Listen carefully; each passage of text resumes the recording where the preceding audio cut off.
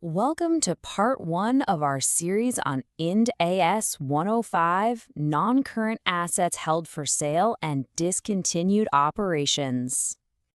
Okay, so let's jump right in by tackling a really key difference.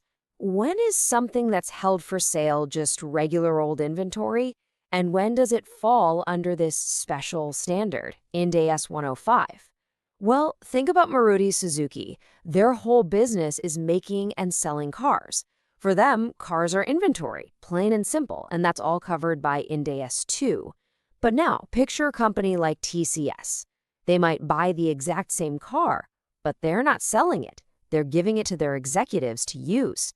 So for TCS, that car is a non-current asset, part of property, plant, and equipment.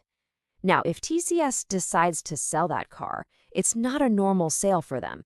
It's the sale of an asset they used to use, and that's exactly where IND AS 105 kicks in. And this quote really gets to the heart of it. This standard isn't about the day-to-day selling that a business does. It's designed for these special situations where a company decides to sell an asset that it normally just uses to run its operations. You see, the whole purpose of the asset has changed. It's shifting from being used to being sold. Okay, so if the standard is all about selling these non-current assets, how does it actually organize all the different ways a company could do that? Well, the framework is actually pretty brilliant and logical. It pretty much boils down to these three core concepts, or pillars, as I like to call them. And to make this super clear, let's walk through them with a quick story about a factory. All right, pillar number one. Let's say I own a factory on Lawrence Road. A buyer comes to me and I decide, you know what? I'll sell just the factory building.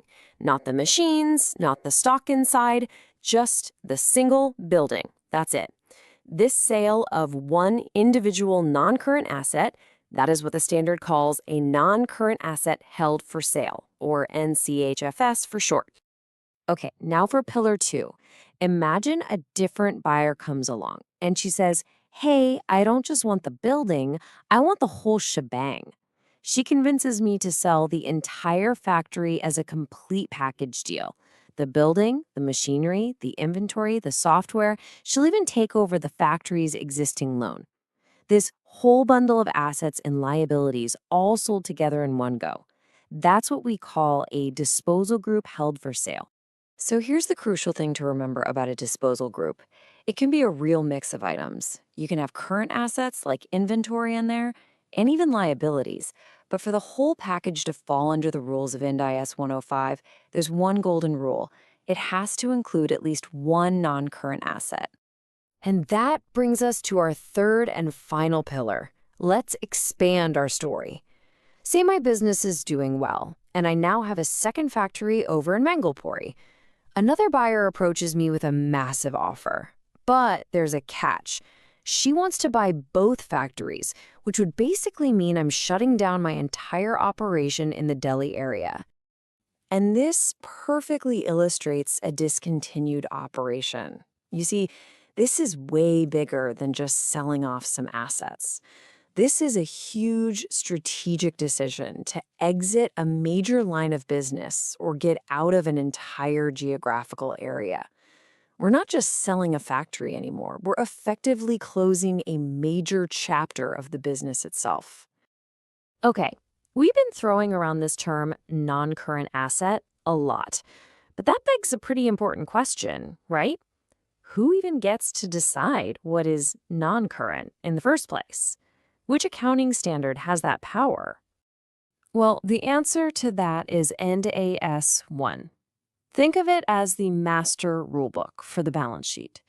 It's the standard that lays the foundation by sorting everything into those two big buckets, current and non-current.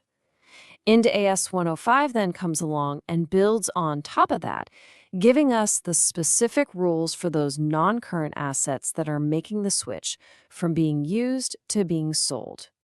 Now, this is where it gets interesting. So you've got this whole disposal group, this package deal of assets and liabilities. Does that mean AFRID AS 105's measurement rules just get stamped on everything inside that package? Well, you might be surprised to hear that the answer is no, not always. The standard actually has what's called a negative list. These are specific types of assets that, even if they're bundled into a disposal group, still have to be measured according to their own special standards. So, for example, any financial assets in the group, they still follow the rules of IND AS 109. Deferred tax assets, they follow IND AS 12. IND AS 105 doesn't get to override those specific rules. So let's just do a super quick recap of the three pillars that really form the core of this whole standard. We've got the NCHFS for a single asset, the DGHFS for that package deal, and the DCO for a major business exit. And if there is one thing to take away from our session today, it is this. This standard signals a massive shift in how we think about an asset. We're moving away from accounting for its long-term value from being used, and instead we're focusing entirely on how we're going to recover its value through a sale.